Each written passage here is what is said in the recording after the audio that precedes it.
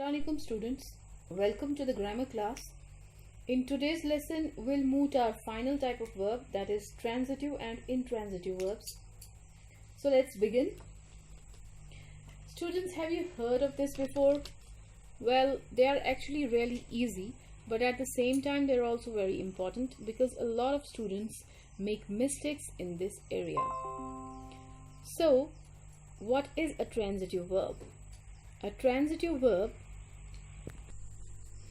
is just a verb that takes an object. What do I mean by object? Do you know? In grammar, the object of a verb is a noun, that is, a person, place, thing, or animal that receives the action of a verb. And a transitive verb always takes an object. Okay, I know you might be feeling very confused. Now, what does all this mean? So for that, I will show you a couple of examples to help you understand the concept. For example, if I say Duncan kicked, does that sound little wrong? Because you might ask me, Duncan kicked what? And I would have to say something like, oh sorry, Duncan kicked the ball. For example, the ball is an object. So, the ball is the object of the verb kick because the ball receives the kick. And the verb kick is the transitive verb. It always means an object. So other common transitive verbs are hit, give, carry, climb, make, take, kiss, etc. With all of these, if you ask the question who or what, you will get an answer. So Duncan kicked what? The ball. I made a cake. I made what? A cake.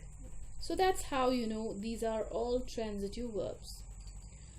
So what about intransitive verbs? Can you tell me what it means to be an intransitive verb?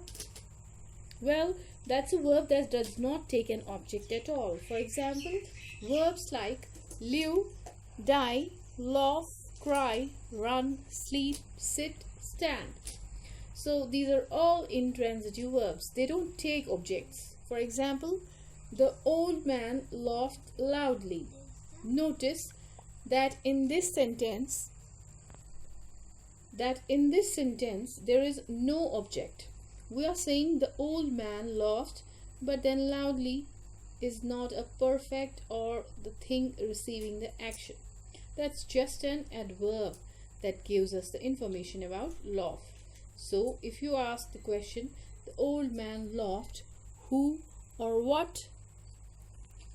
The old man, you will get to know the answer. That's how you know the verb is transitive. Hope transitive and intransitive is clear to you.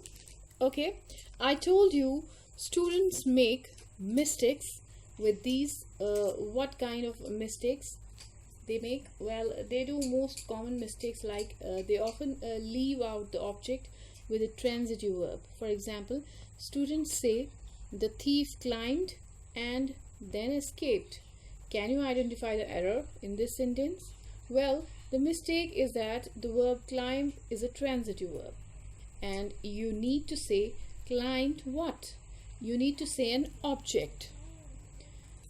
Now in your mind you might have a picture of a thief climbing over a wall and then running away, but you need to say say the thief climbed over the wall and then escaped. So don't make that mistake of leaving out an object after the transitive verb. Okay, now let's quickly recap what we have learned today and in our previous lessons as well. So we started with state and action verb. Remember that state verbs show situation and we don't use ing form with state verbs.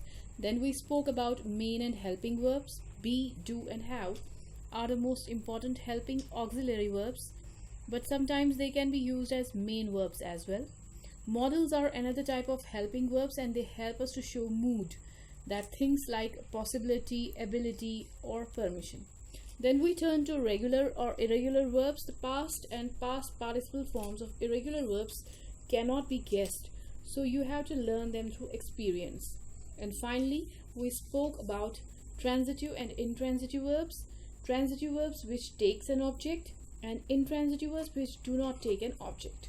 So you remember the common error that I share with you, which is leaving out an object from the transitive verb. Alright, I hope you enjoyed the whole series of lesson on verbs. See you in the next lesson. Thank you and good day.